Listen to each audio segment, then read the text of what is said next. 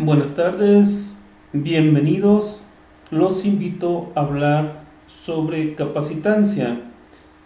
Y antes de llegar al tema de capacitancia, trataremos primeramente el tema de campo eléctrico, luego hablaremos de capacitores, finalmente de capacitancia, terminando con unos ejercicios a manera de ejemplo donde calcularemos algunas cuestiones relacionadas ya sea con la capacitancia o con los capacitores. Bienvenidos.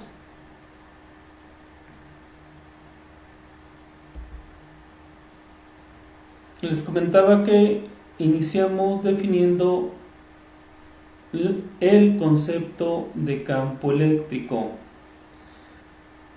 Un campo eléctrico es una región del espacio en la que interactúa la fuerza eléctrica y se puede describir como un campo vectorial en el cual una carga eléctrica puntual sufre los efectos de una fuerza eléctrica. Primero, un campo vectorial es cualquier región del espacio donde se experimenta una magnitud física de tipo vectorial. Ya sabemos que un vector tiene magnitud, dirección y sentido, son las tres características de un vector.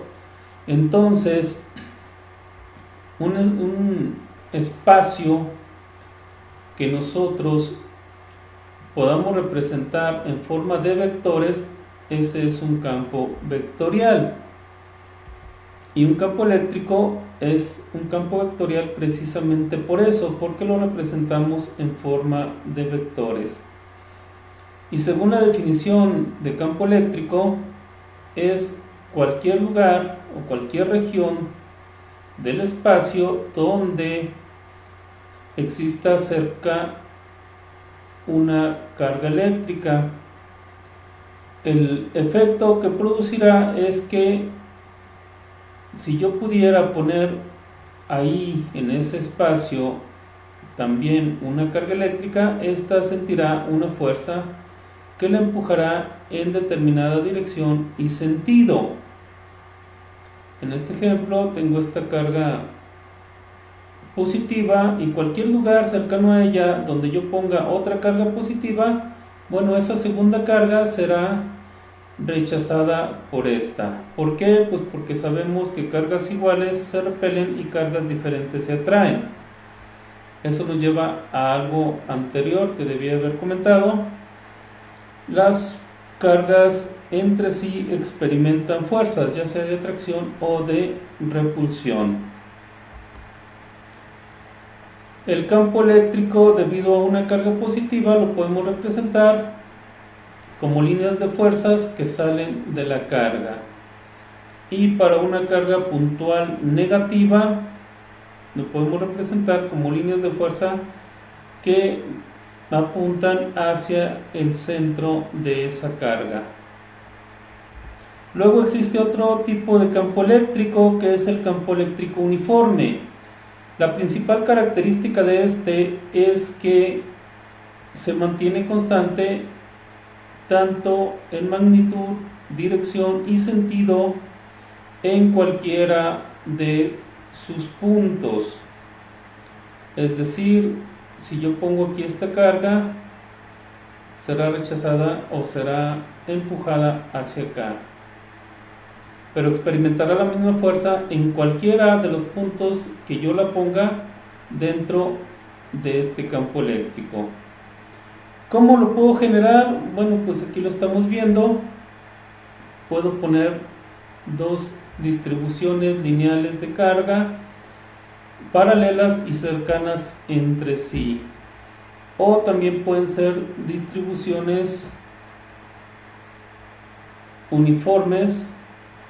Bueno, de hecho tienen que ser distribuciones uniformes, pueden ser lineales o pueden ser de área.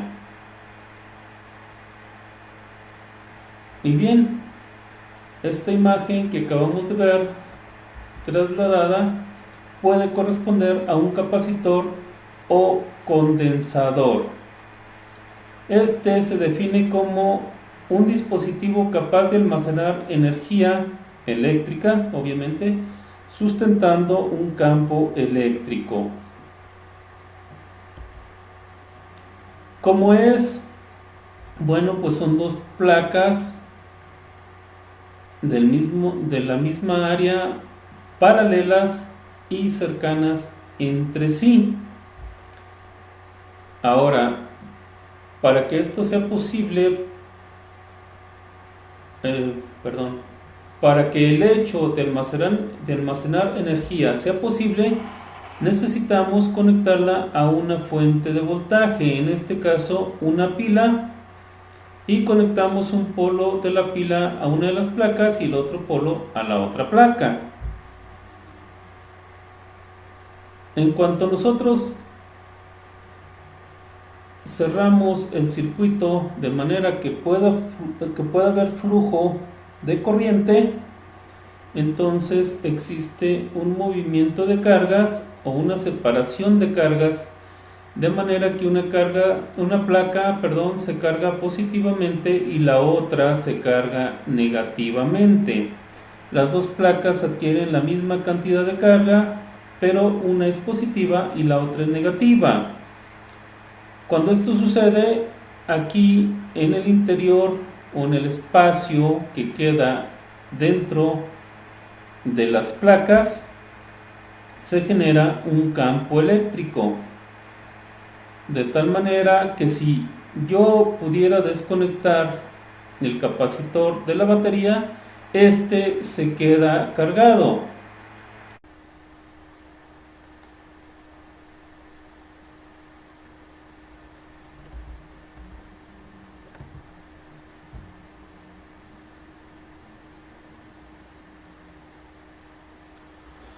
¿Por qué? Porque las cargas tienen una fuerza de atracción que les impide moverse de ahí, salvo que exista otra fuerza mayor que sea la que las mueva. Recuerden que la fuerza que las trajo aquí es el voltaje de la pila. Ahora tenemos acá otra animación a manera de ejemplo. Si yo conecto el capacitor a la fuente, este se carga. Si desconecto la fuente y lo conecto dándole un camino para que las cargas fluyan de una placa a la otra y se recombinen nuevamente, entonces el capacitor se descarga.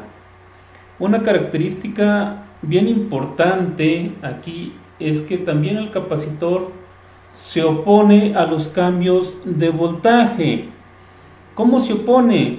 Pues retrasándolos.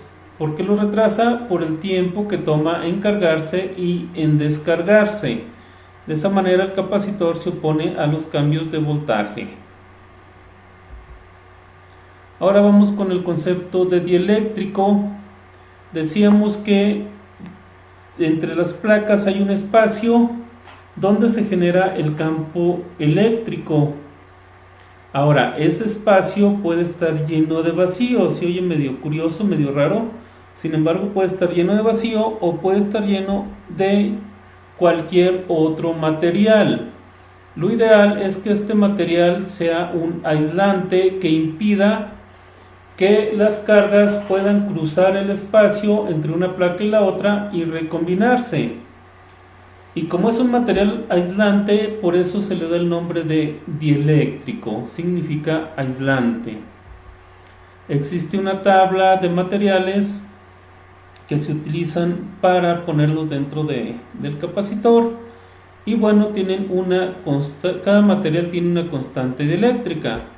El vacío y el aire, por ejemplo, tienen constante dieléctrica de 1, y de ahí, entre mejor aislante sea, pues su constante dieléctrica será mayor. Y bueno, finalmente la constante dieléctrica que representamos con la letra kappa es un parámetro que nos indica en cuánto puede aumentar la capacitancia de un capacitor si lo comparamos,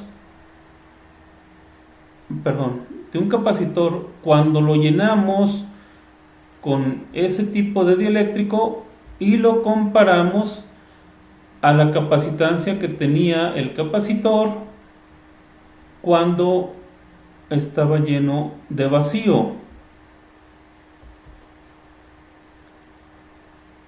Aquí tenemos algunos tipos de capacitores, no son todos, son muy pocos de hecho, sin embargo son muy comunes.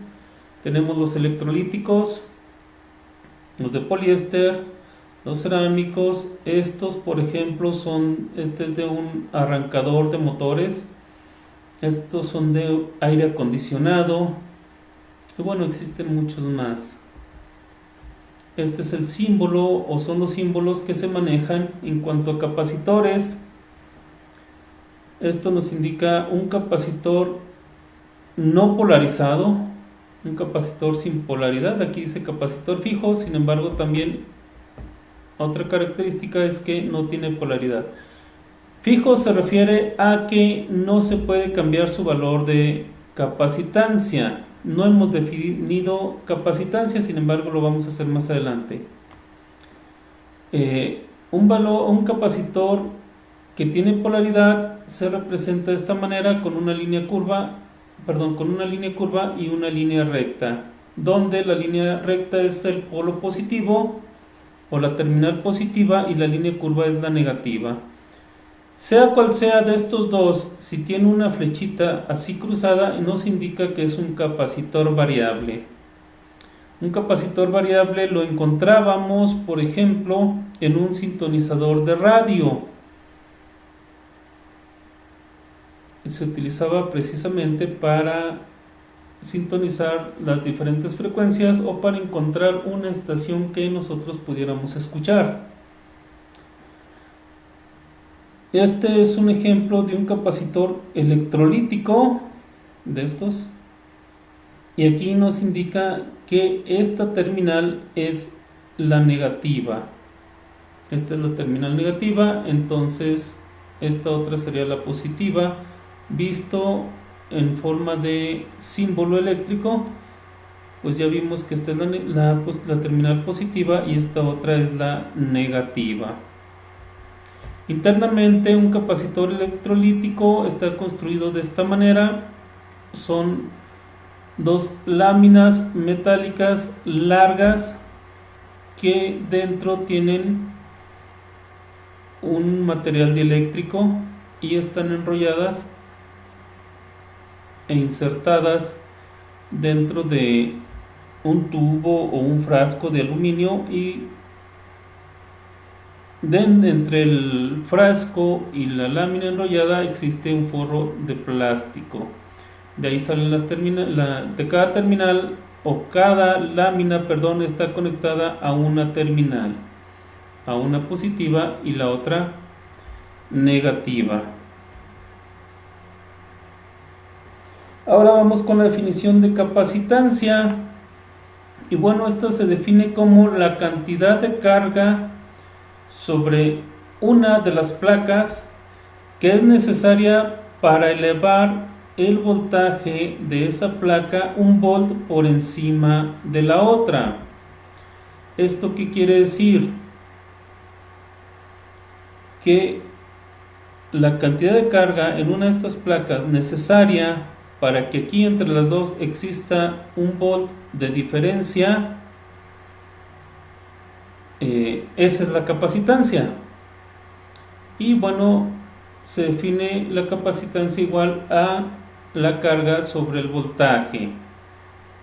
Esto siempre y cuando estemos hablando de un capacitor lleno de vacío o lleno de aire. Si el dieléctrico es cualquier otro, entonces tenemos que multiplicar por K, que es la constante dieléctrica. O si quieren verlo de otra manera, pues siempre multiplicamos por K. Sabemos que para el aire o para el vacío, K vale 1. La unidad de capacitancia es el farad o faradio, y se representa con la letra F. En cuanto a la construcción del capacitor, bueno, pues este está construido con dos placas paralelas, ya los dijimos, las dos tienen la misma área, entre ellas hay un dieléctrico y bueno, este dieléctrico ocupa cierto espacio que hace que entre ellas exista una distancia a la que llamamos D. Para calcular la capacitancia de acuerdo a la construcción del capacitor, pues tenemos esta fórmula donde epsilon 0 es la permitividad del espacio libre y equivale a 8.85 por 10 a la menos 12 faradios sobre metro. A es la superficie de las placas y su unidad de medida son los metros cuadrados, o se mide en metros cuadrados. T es la distancia entre las placas y se mide en metros. Vamos con otro concepto. Este es el de densidad de carga superficial y se define como la carga por unidad de área en cada placa del capacitor de placas paralelas. ¿Qué quiere decir esto? Pues que en cada placa la carga no se amontona en un espacio y otro queda vacío, no, sino que se distribuye uniformemente.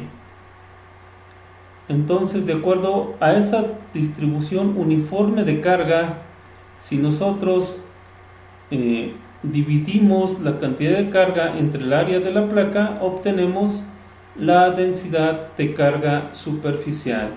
Esta se mide en coulombs sobre metro cuadrado. Tenemos nuestro primer problema a manera de ejemplo. Dice, dos conductores aislados se cargan al transferir electrones de uno a otro.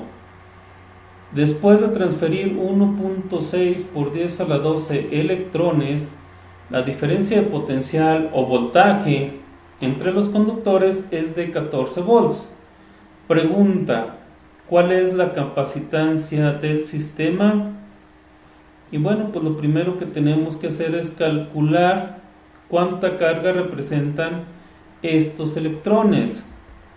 ¿Y cómo lo hacemos? Pues multiplicamos la cantidad de electrones por la carga elemental, que es la carga de cada electrón. Entonces, si me permiten, tomamos la calculadora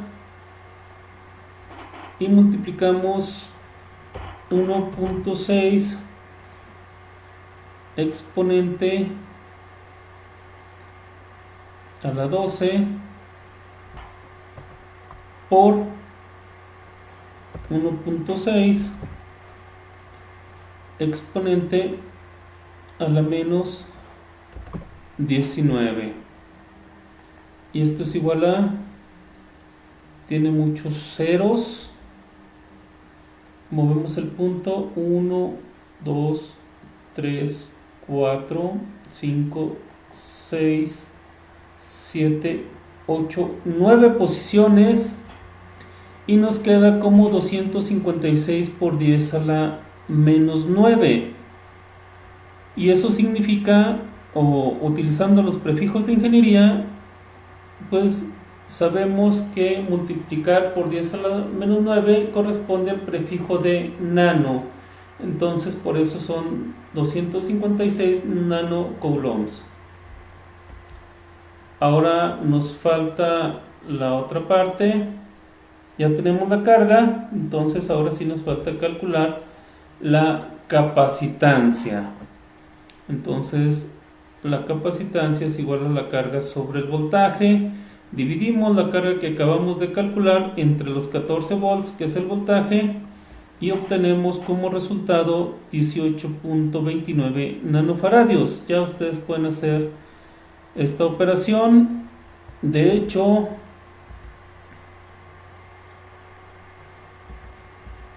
permítanme tantito, por favor. Esta calculadora no no cuenta con la tecla ENG. Si yo hubiera presionado la tecla ENG, me hubieras puesto 0.256 por 10 a la menos 6 o 256 por 10 a la menos 9. Sin embargo, no la tiene, no lo puede hacer. Ustedes en su calculadora sí lo pueden hacer. Y ya sea que aquí pongan 0.256 microcoulombs o 256 nanocoulombs.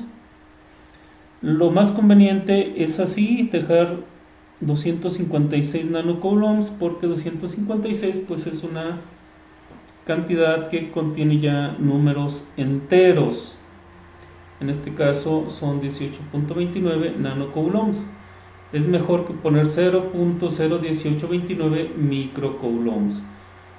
¿Y esto por qué? Porque en dado caso que ustedes necesiten un capacitor de este valor, perdón, aquí son nanofaradios, no nanocoulombs. En caso de que ustedes necesiten un capacitor de este valor o lo más acercado, es mucho mejor que ustedes lo busquen así a que si lo busquen como 0.01829 microfaradios. Va a ser muy difícil que se los encuentren. ¿Por qué? Pues porque la persona encargada de atenderlos muy posiblemente no conozca de cómo se manejan los prefijos. Ellos saben que existen capacitores, no sé, de 33 nanofaradios o 33 microfaradios, pero si le piden de 0.37 microfaradios, no saben que eso equivale a 37 nanofaradios, por ejemplo. Espero haberme explicado. Pasamos al problema 2. Y este dice: ¿cuál es la capacitancia de un condensador de placas paralelas cuadradas cuyo lado mide 5 centímetros y la separación entre ellas es de 0.22 centímetros? Y aclara que está lleno de teflón. Entonces, bueno, pues lo primero que hacemos es calcular el área. Aquí quiero precisar algo. Normalmente decimos que el área es de 5 por 5, 25 centímetros cuadrados. Y la pregunta es: ¿a cuánto equivalen 25 centímetros cuadrados en metros cuadrados? Y casi siempre la respuesta es a 0.25 metros cuadrados. Y no, si primero convertimos estos centímetros a metros y luego multiplicamos, nos damos cuenta de que no son 0.25 metros cuadrados. Son 2.5 por 10 a la menos 3 metros cuadrados. O, si lo quieren ver de otra manera, esto equivale a 0.0025 metros cuadrados. Entonces, cuidado con eso. No es lo mismo convertir directamente de centímetros a metros que hacerlo de centímetros cuadrados a metros cuadrados. Y bueno, ya que calculamos el área, ahora calculamos la capacitancia. ¿Qué hacemos? Bueno, pues aplicamos la fórmula que vimos ahorita, la penúltima fórmula, donde tenemos epsilon 0, tenemos el área de las placas y tenemos la distancia entre las placas. Pero además tenemos el valor de capa o de la constante dieléctrica para el teflón. Esto era lo que quería resaltar en este problema. Y bueno, esto es igual a 21.12 picocoulombs. Esa es la capacitancia de ese capacitor, valga la redundancia. Y bueno, aquí terminamos. Es todo. Muchas gracias por su paciencia. Espero haberles servido. Hasta luego.